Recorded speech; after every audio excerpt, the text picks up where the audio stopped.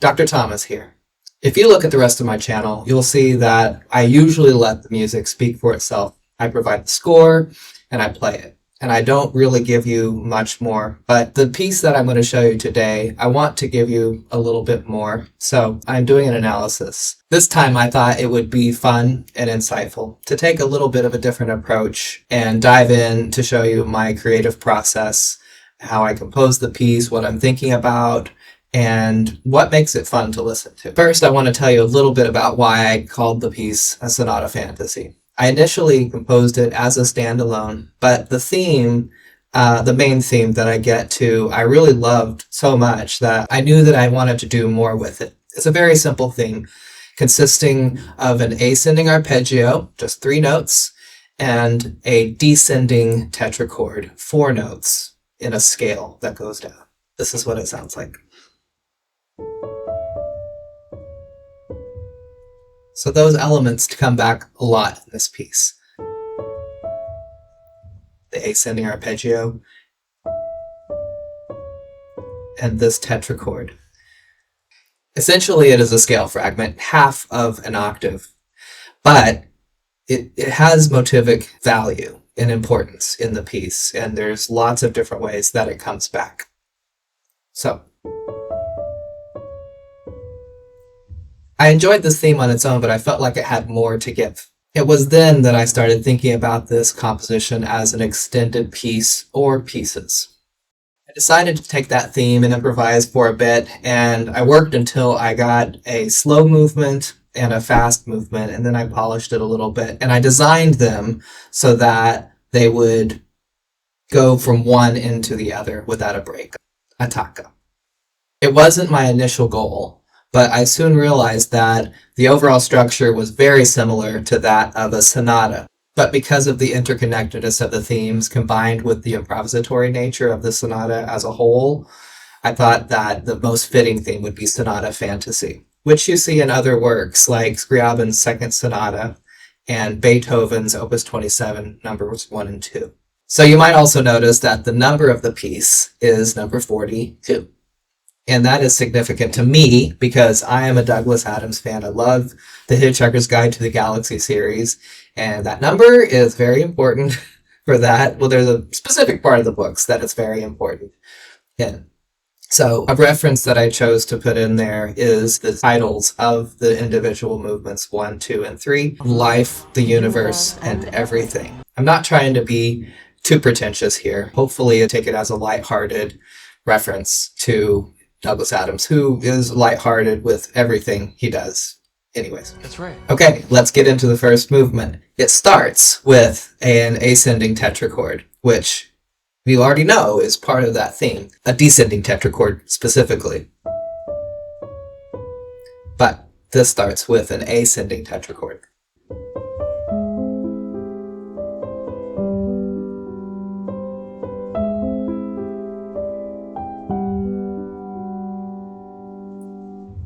I wouldn't call this tetrachord a theme by itself, but it does have motivic relevance.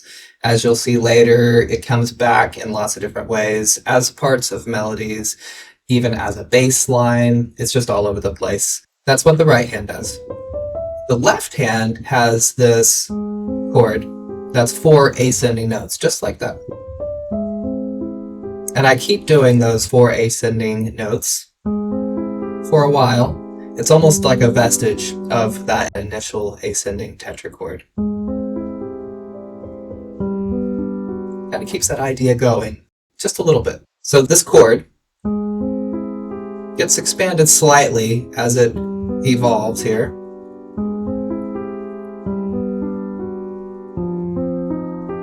Just a little bit.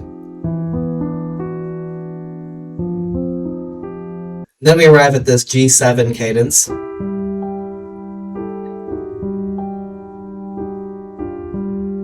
And then I bring it back to the beginning idea for one last time before I go on to the rest of the movement.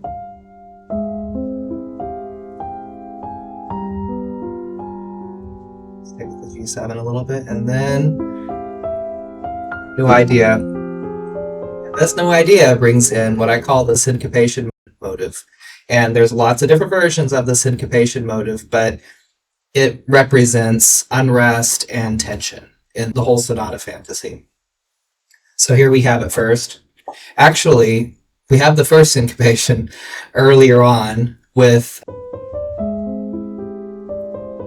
the melody right here. Right? And then it continues.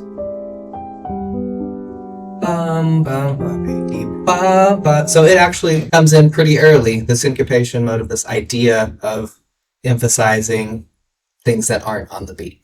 And that's a type of tension that's throughout the piece. But there's lots of different versions of it, so much so that it is a rhythmic motive.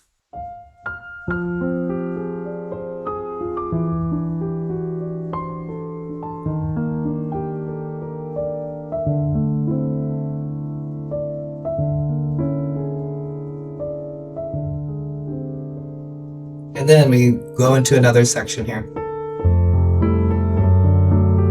that's transitioning to the first appearance of the main theme. I take a little bit of time getting there, but we're getting there. Early on in the composition, this syncopation motive is closely linked with the interval of the major second. And what I do here is I force it into a harmonic existence here in measure 27. And you can hear it being compressed here with the metric modulation that happens here. Check this out. So we have the syncopation motive happening here. And it's just smashed into that new thing. And then that becomes an ostinato that we hear throughout the first movement and really throughout all three movements in some way. So first we hear that syncopation motive.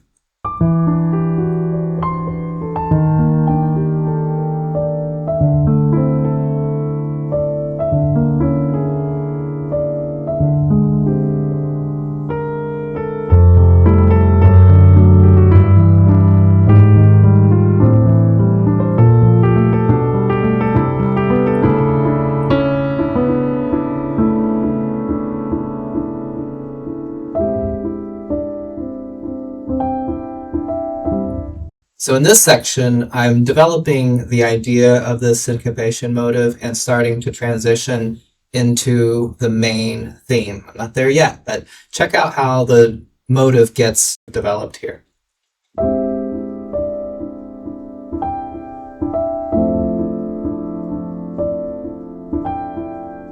So there I have the syncopation happening on beat 2 here. 1, 2, and then on 4.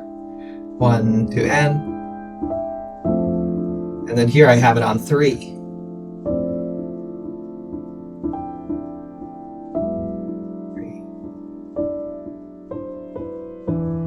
Then here I have it continuing on beat 4 for a while, building up into this very dissonant chord that is really the end of the introduction.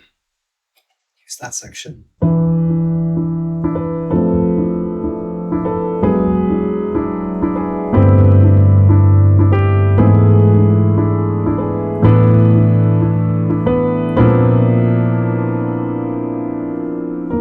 This is the introduction drawing to a close.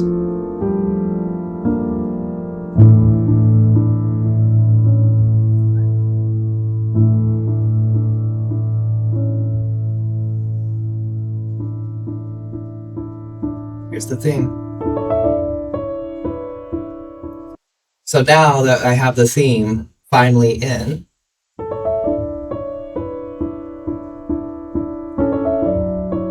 I develop it a little bit.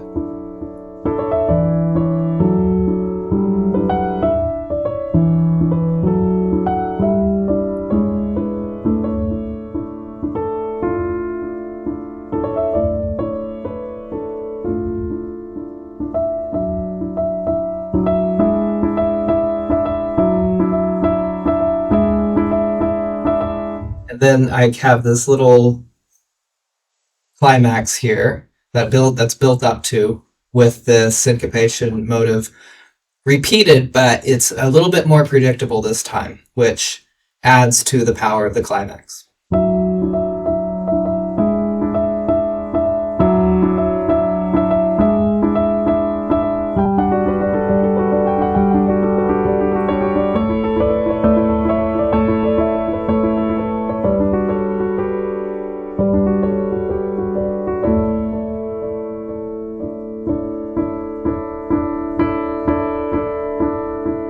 theme. What I do right here, this is really fun, I think. I have this, after that little section, I have this idea repeated, and then I transfer it down to the left hand. It's really the ostinato, just a higher form of it. And as I decrescendo in the right hand,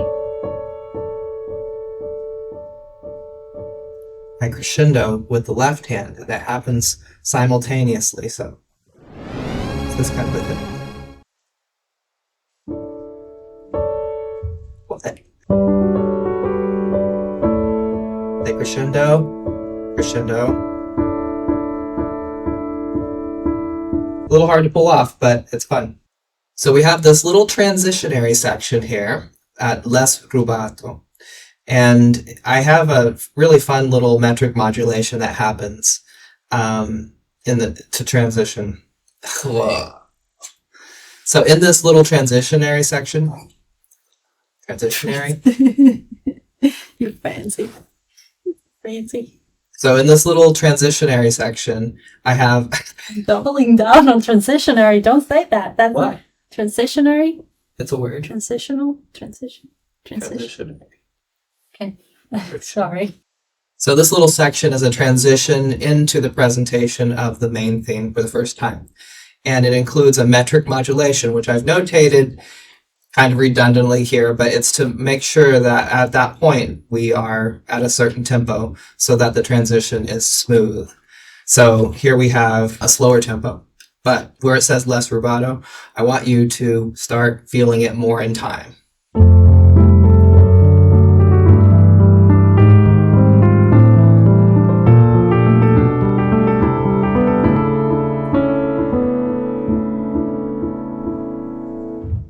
Before the metric modulation, the beat is a quarter note at 108, and after the metric modulation, we are at 144 for the main beat, so a significant increase in tempo. After this contrasting decrescendo and crescendo transition, what I'm doing here is I have the main theme, and then I'm echoing elements of the main theme with the syncopation motive. Echo. Echo. Change of chord. Echo. Transition.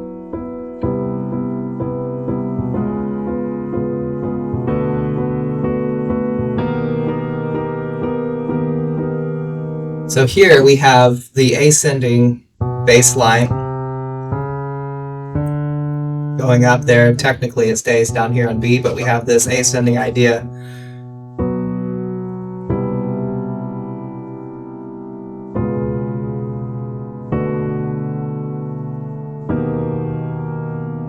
And starting on the C, it is 4 notes, but they're chromatic, but it's connected to that tetrachord idea at the beginning. After this, we hang out on this chord for quite a while. And it takes over, then we have melody.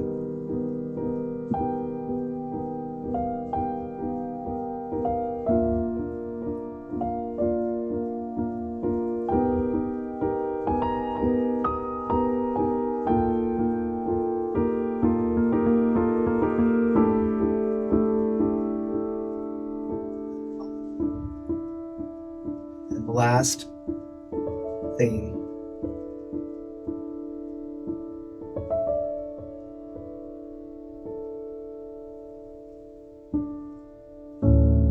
Before we hear that last theme, we do hear this interesting little melody that might seem like it comes out of nowhere, but there are connections to other things earlier. So this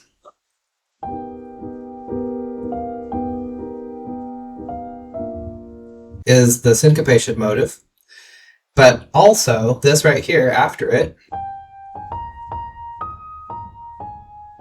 is a transformation of the main theme. I have changed the intervals, and also I've flipped it around backwards. It's the retrograde version of the theme.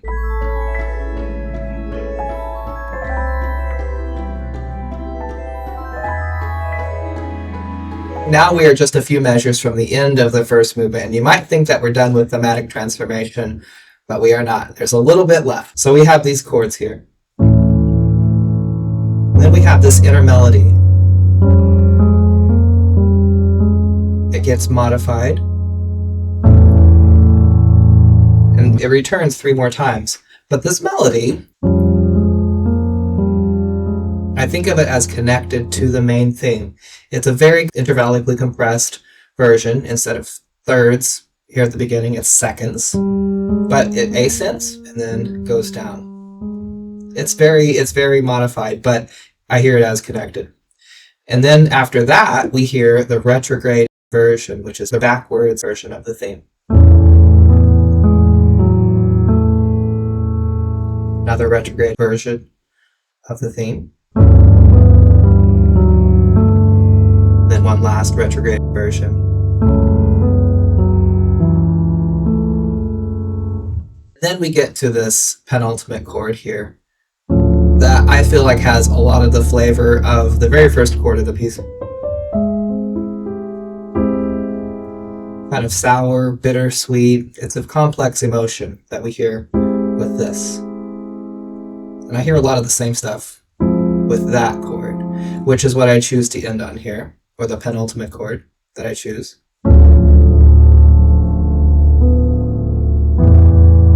And if you look at it, it's really the theme condensed into a chord. You play them.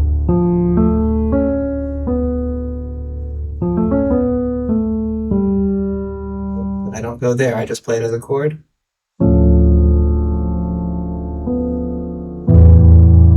And it's the end of the movement.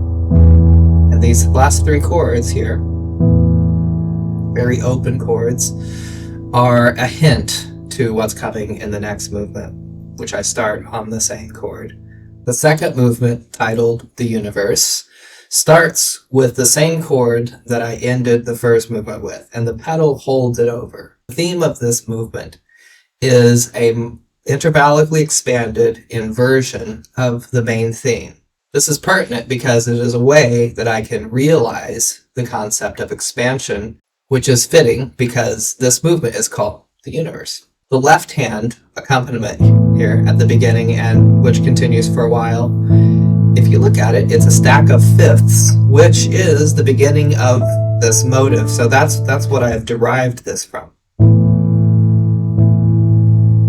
So all of this is from the theme.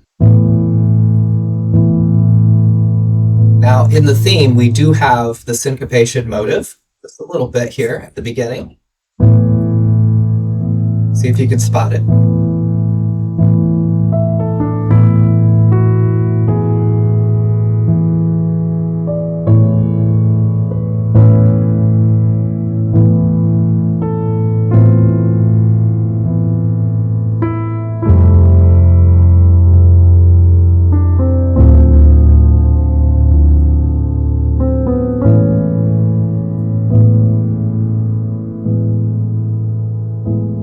Did you catch it? So here in this first part of the melody that I've played here, we hear a reference to the syncopation motive 4 times. I'll show you where those are. 1, 2, 3, 4, and a 1, 2, 3, 4, and a 1, 2, 3, 4, and a 1, 2, 3, 4, and a 1, 2, 3. So I'm just sneaking that syncopation motive in here too. It's much more subtle since the tempo is slower, but it's definitely what I'm thinking and connecting it to the earlier syncopation motives. A little bit later in the movement, we hear more references to the syncopation motive, but it has evolved a little bit into just a straight up hemiola, 3 against 2. Here's where that is. 1, 2, and 3, 4. Hear that?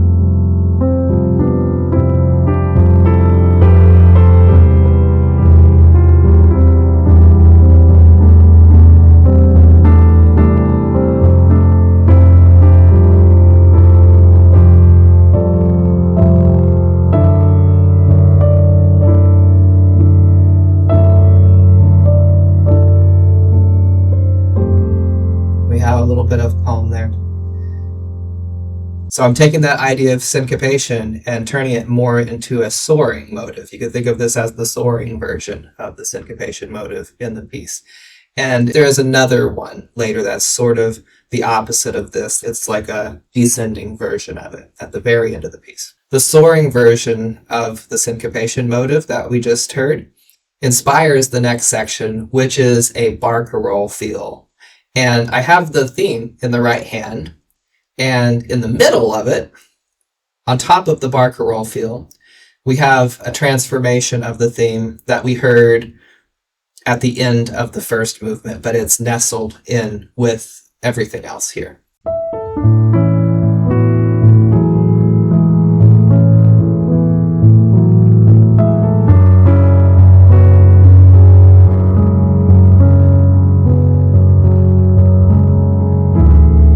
This version of the main theme is the intervallically modified inversion of the main theme that we hear at the end of the first movement. Here it is. It happens 4 times. So all together.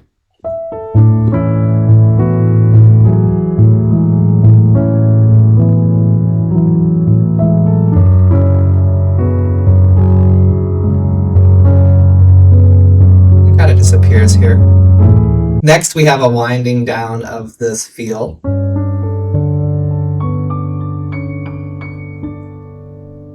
And then mostly chords to finish off the movement.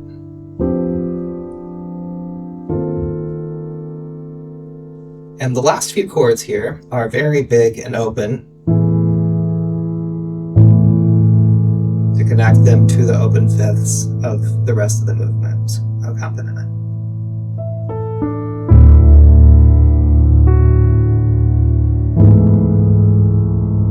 Big open chords.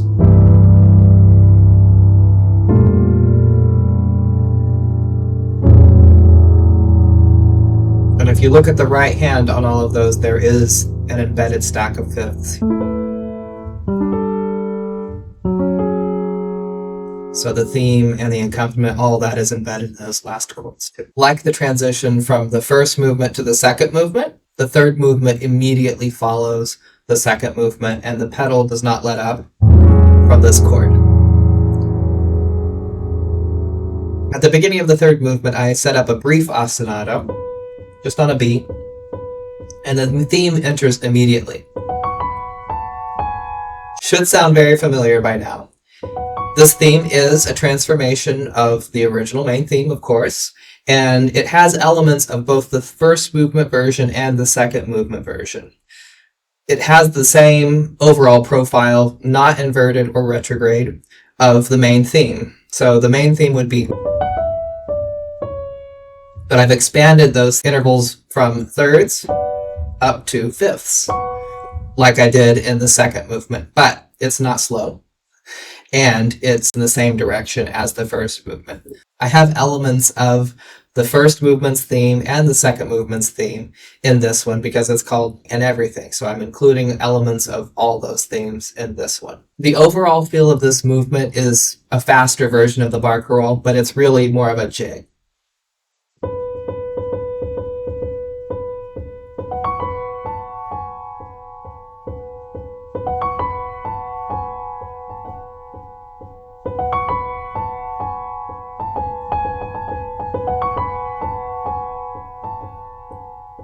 I don't know if you heard it, but there's already a reference to the syncopation motive in this movement. I have a hemiola in the melody over the 2-feel in the bass. Just a little reference right off the bat. There's lots of them along the way. This jig feel keeps going throughout this whole introduction.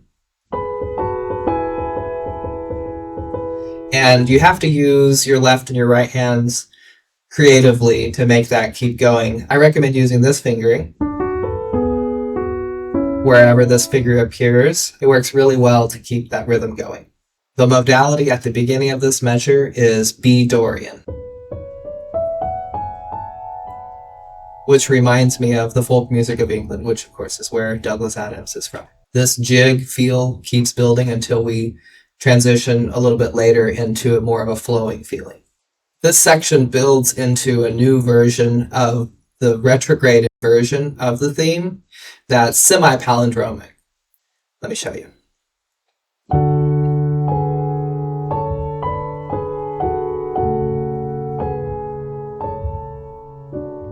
This is the retrograded version of the theme, of course, intervallically modified.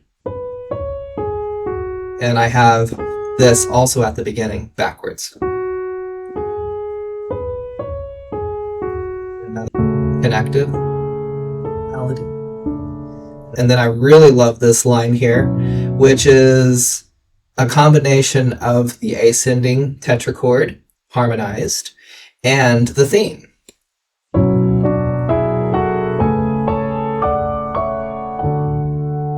We have the syncopation motive. It's all there in that one phrase. Very proud of that. I don't know if I should say that. No. No? Well, it's cute. It's cute.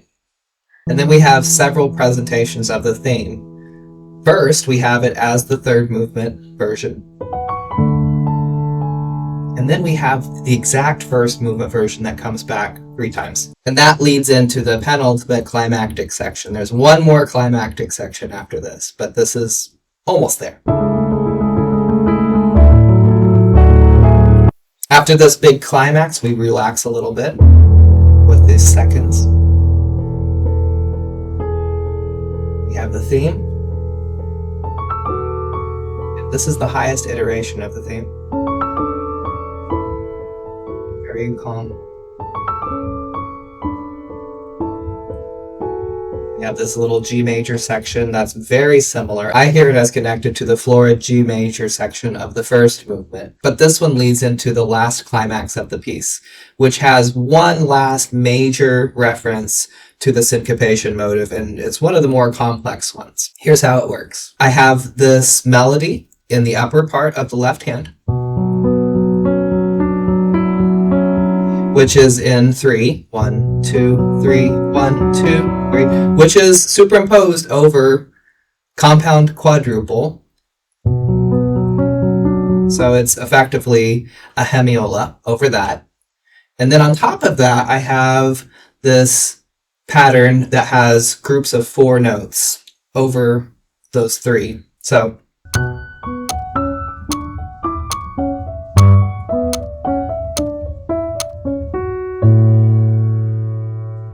this last reference to the syncopation motive is the most complex one, I would say. And it's followed by the unraveling, the denouement of this idea. I take it and I don't syncopate it anymore. I make it straight in the very last few measures of the piece.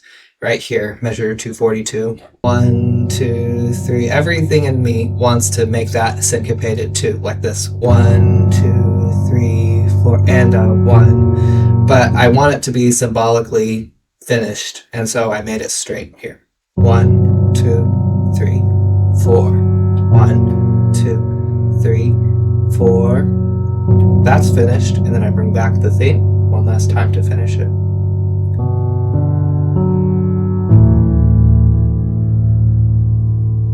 And that completes the piece. If you're still here, thank you for listening to my analysis.